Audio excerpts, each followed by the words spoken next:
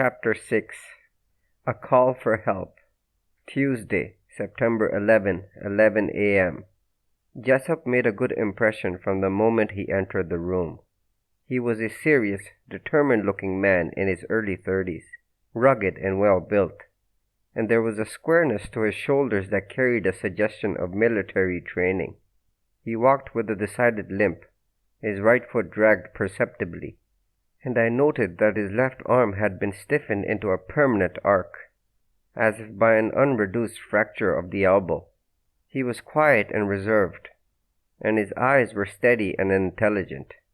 Markham at once motioned him to a wicker chair beside the closet door, but he declined it, and stood before the district attorney in a soldierly attitude of respectful attention. Markham opened the interrogation with several personal questions. It transpired that Jessup had been a sergeant in the World War, had twice been seriously wounded, and had been invalided home shortly before the armistice. He had held his present post of telephone operator for over a year. "Now, Jessup," continued Markham, "there are things connected with last night's tragedy that you can tell us." "Yes, sir." There was no doubt that this ex-soldier would tell us accurately anything he knew, and also that, if he had any doubt as to the correctness of his information, he would frankly say so. He possessed all the qualities of a careful and well-trained witness. "First of all, what time did you come on duty last night?" "At 10 o'clock, sir." There was no qualification to this blunt statement. One felt that Jessup would arrive punctually at whatever hour he was due. "It was my short shift. The dayman and myself alternate in long and short shifts." "And did you see Miss Odell come in last night after the theater?" "Yes, sir. Everyone who comes in has to pass the switchboard." "What time did she arrive?" "It couldn't have been more than 5 minutes after 11. "Was she alone?" "No, sir. There was a gentleman with her." "Do you know who he was?" "I don't know his name, sir, but I have seen him several times before when he has called on Miss Odell." "You could describe him, I suppose?" "Yes, sir. He's tall and clean-shaven, except for a very short gray mustache, and is about 45, I should say. He looks, if you understand me, sir, like a man of wealth and position." Markham nodded. "And now, tell me, did he accompany Miss Odell into her apartment, or did he go immediately away?" "He went in with Miss Odell, and stayed about half an hour." Markham's eyes brightened, and there was a suppressed eagerness in his next words. "Then he arrived about 11, and was alone with Miss Odell in her apartment until 11:30. You sure of these facts?" "Yes, sir, that's correct," the man affirmed. Markham paused and leaned forward. "Now, Jessup, think carefully before answering. Did anyone else call on Miss Odell at any time last night?" "No one, sir," was the unhesitating reply. "How can you be so sure?" "I would have seen them, sir." "They would have had to pass the switchboard in order to reach this apartment." "And don't you ever leave the switchboard?" asked Markham. "No, sir," the man assured him vigorously, as if protesting against the implication that he would desert a post of duty. "When I want a drink of water or go to the toilet, I use the little lavatory in the reception room, but I always hold the door open and keep my eye on the switchboard in case the pilot light would show up for a telephone call. No one could walk down the hall, even if I was in the lavatory, without my seeing them." One could well believe that the conscientious Jessup kept his eye at all times on the switchboard lest a call should flash and go unanswered. The man's earnestness and reliability were obvious, and there was no doubt in any of our minds, I think, that if Miss Odell had had another visitor that night, Jessup would have known it. But Heath, with the thoroughness of his nature, rose quickly and stepped out into the main hall. In a moment he returned, looking troubled but satisfied. "Right," he nodded to Markham. "The lavatory door is on a direct, unobstructed line with the switchboard." Jessup took no notice of this verification of his statement, and stood, his eyes attentively on the district attorney, awaiting any further questions that might be asked of him. There was something both admirable and confidence-inspiring in his unruffled demeanor. "What about last night?" resumed Markham. "Did you leave the switchboard often, or for long?" "Just once, sir." and then only to go to the lavatory for a minute or two. But I watched the board the whole time. And you'd be willing to state on oath that no one else called on Miss Odell from 10 o'clock on, and that no one, except her escort, left her apartment after that hour? Yes, sir, I would. He was plainly telling the truth, and Markham pondered several moments before proceeding. What about the side door? That's kept locked all night, sir. The janitor bolts it when he leaves, and unbolts it in the morning. I never touch it. Markham leaned back and turned to Heath. The testimony of the janitor and Jessup here, he said, seems to limit the situation pretty narrowly to Miss Odell's escort. If, as seems reasonable to assume, the side door was bolted all night, and if no other caller came or went through the front door, it looks as if the man we wanted to find was the one who brought her home. Heath gave a short, mirthless laugh. That would be fine, sir, if something else hadn't happened around here last night. Then, to Jessup, tell the district attorney the rest of the story about this man. Markham looked toward the operator with expectant interest, and Vance, lifting himself on one elbow, listened attentively. Jessup spoke in a level voice, with the alert and careful manner of a soldier reporting to his superior officer. It was just this, sir. The gentleman came out of Miss Odell's apartment at about 11:30. He stopped at the switchboard and asked me to get him a yellow taxicab.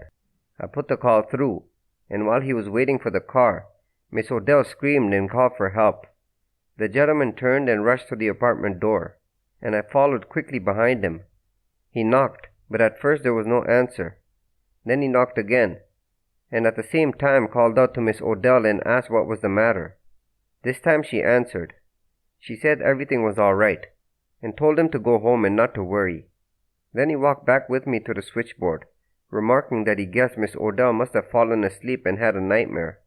We talked for a few minutes about the war, and then the taxicab came. He said good night and went out, and I heard the car drive away. It was plain to see that this epilogue of departure of Miss Odell's anonymous escort completely upset Markham's theory of the case. He looked down at the floor with a baffled expression, and smoked vigorously for several moments. At last he asked, "How long was it after this man came out of the apartment that you heard Miss Odell scream?" "About 5 minutes. I had put my connection through to the taxicab company, and it was a minute or so later that she screamed." "Was the man near the switchboard?" "Yes, sir. In fact, he had one arm resting on it." "How many times did Miss Odell scream? And just what did she say when she called for help?" "She screamed twice, and then cried, 'Help! Help!' And when the man knocked on the door the second time, what did he say?" "As near as I can recollect, sir, he said, 'Open the door, Margaret. What's the trouble?'" "And can you remember her exact words when she answered him?" Jessup hesitated and frowned reflectively. "As I recall, she said, 'There's nothing the matter.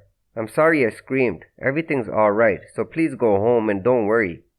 Of course, that may not be exactly what she said, but it was something very close to it." "You could hear her plainly through the door then?" "Oh yes, the doors are not very thick." Markham rose and began pacing meditatively. At length, halting in front of the operator, he asked another question. "Did you hear any other suspicious sounds in this apartment after the man left?" "Not a sound of any kind, sir," Jessup declared. "Someone from outside the building, however, telephoned Miss Odell about 10 minutes later, and a man's voice answered from her apartment." "What's this?" Markham spun around, and Heath sat up at attention, his eyes wide.